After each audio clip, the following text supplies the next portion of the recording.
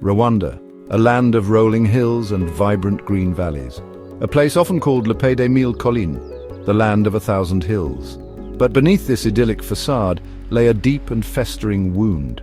This was a nation fractured. It was a place where the very fabric of society had been torn apart by decades of ethnic hatred. The roots of this animosity ran deep, entwined with the arbitrary classifications imposed by Belgian colonial rule. The Belgians, arriving in the early 20th century, favored the Tutsi minority, perceiving them as superior. This preferential treatment, based on nothing more than physical characteristics and often dubious claims of ancestry, created a system of privilege and resentment. The Hutu majority, long relegated to the margins of power, grew increasingly disillusioned. Resentment simmered, fueled by economic inequality and social injustice. The seeds of division had been sown, and they were about to bear a bitter and bloody fruit. The year was 1994. Rwanda stood on the precipice of unimaginable horror.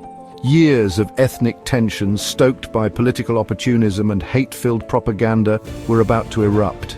The catalyst came on the evening of April 6th. A plane carrying Rwandan President Juvenal Habyarimana, a Hutu, was shot down as it prepared to land in Kigali. The assassination sent shockwaves through the nation.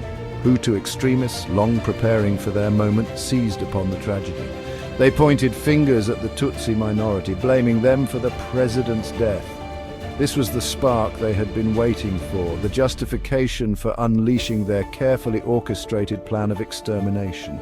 Within hours of the crash, the killing began. Hutu militias, armed with machetes, clubs and guns, fanned out across the country. Their targets, Tutsis and any Hutu who dared to oppose them.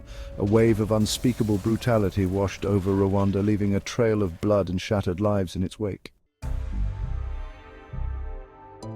What followed was a descent into unfathomable barbarity. The killing was relentless, fueled by a toxic cocktail of hatred, fear, and blind obedience. Neighbor turned on neighbor, friend on friend. The very bonds of humanity were severed as the genocide spiraled out of control. Radio stations, hijacked by extremists, blared messages of hate, urging Hutus to cut down the tall trees. These chilling words became a euphemism for the slaughter of Tutsis, their height often used as a distinguishing feature. The airwaves crackled with incitements to murder, transforming ordinary citizens into willing executioners. The world watched in horror as reports of the genocide filtered out. Yet, the international community remained largely paralyzed, unwilling to intervene in what was deemed an internal Rwandan affair. The United Nations peacekeeping force present in the country was woefully understaffed and outmatched, unable to stem the tide of violence.